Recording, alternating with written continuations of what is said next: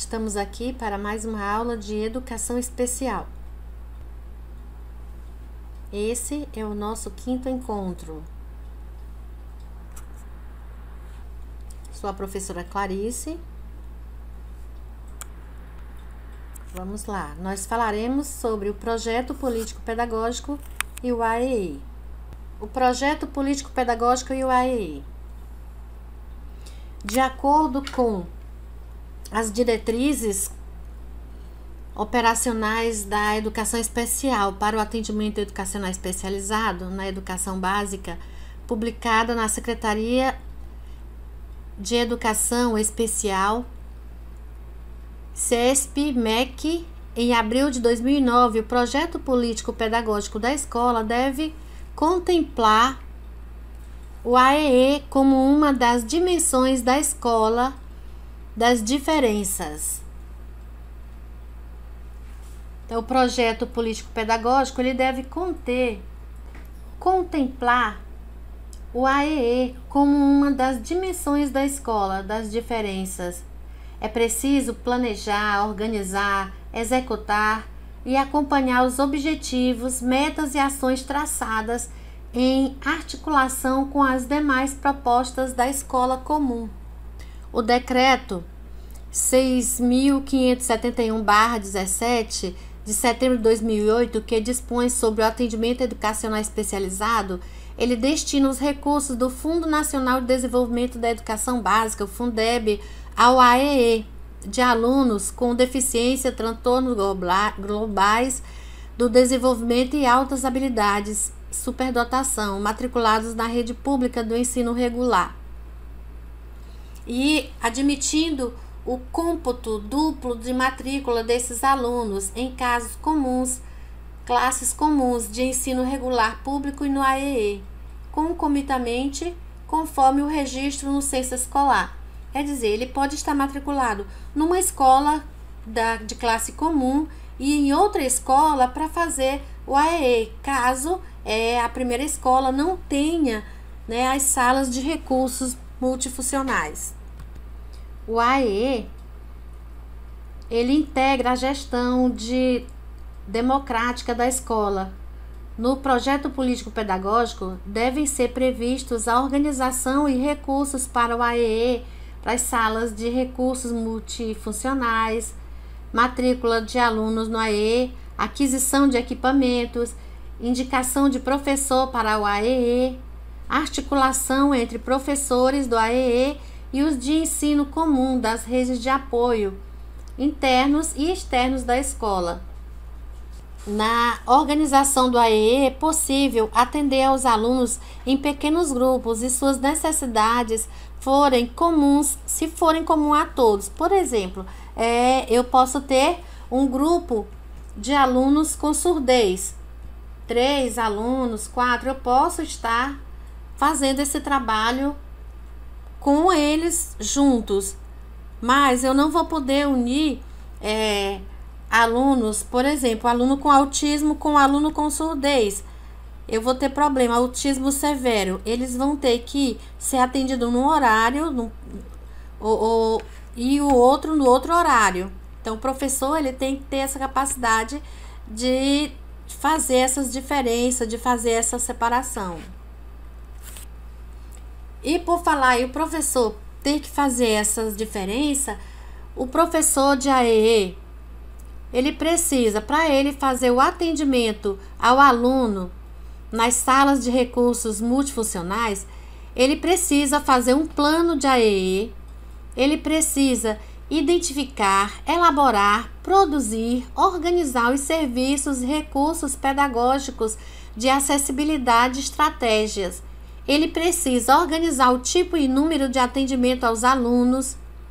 No caso, ele dividir os alunos que têm a necessidade parecida, colocar juntos.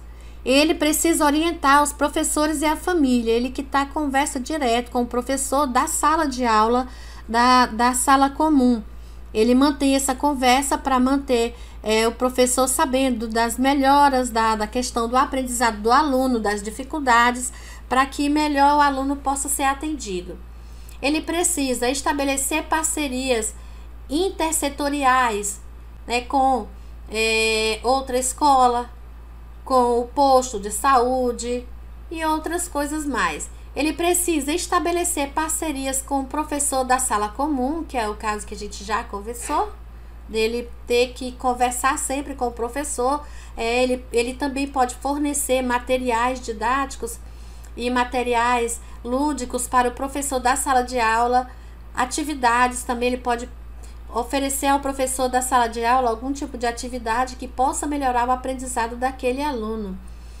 E ele acompanha a funcionalidade e a aplicabilidade dos recursos. Ele precisa saber da escola os recursos que tem para que ele possa colocar os materiais que ele vai precisar para acompanhar aqueles alunos. O projeto político-pedagógico da escola, ele considera no conjunto de seus alunos, professores, especialistas, funcionários, gestores, as necessidades existentes, buscando meios para atendimento dessa demanda, a partir dos objetivos e metas a serem atingidos. Ao delimitar os tempos escolares, o projeto político-pedagógico insere os calendários, horários de turnos e contraturnos na organização pedagógica escolar, atendendo às diferentes demandas de acordo com os espaços e os recursos físicos, humanos e financeiros de que a escola dispõe.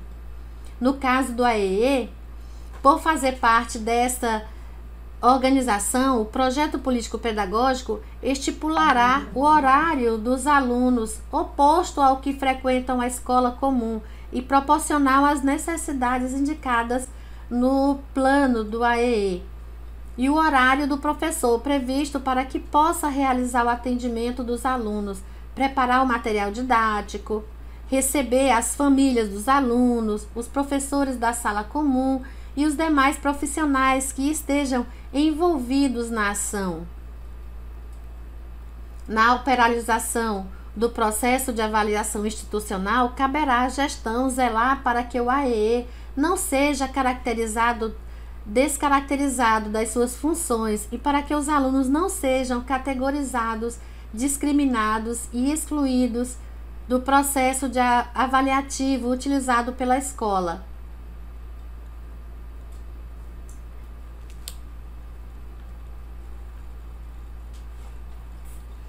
Então, era isso para este encontro.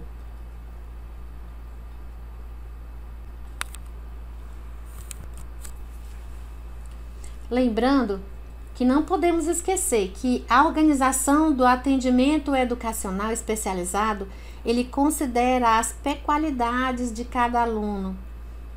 Que a gente tinha falado que os alunos com a mesma deficiência, eles podem necessitar de atendimento diferenciado. Por isso, o primeiro passo para se planejar o atendimento não é saber as causas, diagnósticos, prognósticos da suposta deficiência do aluno.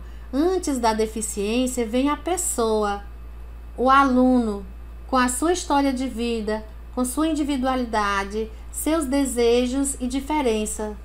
Cada aluno é um ser, cada aluno tem o seu modo de aprender. Porque um aluno tem uma deficiência, digamos que um aluno tem a deficiência de surdez, o outro tem igual, eles não são obrigados a aprender na mesma rapidez. Por quê? Porque um aluno, ele pode ter sido nascido com surdez. O outro aluno, ele pode ter ficado com surdez depois de 3 anos de idade, devido a um sarampo, catapora. Isso faz uma grande diferença no aprendizado, na rapidez.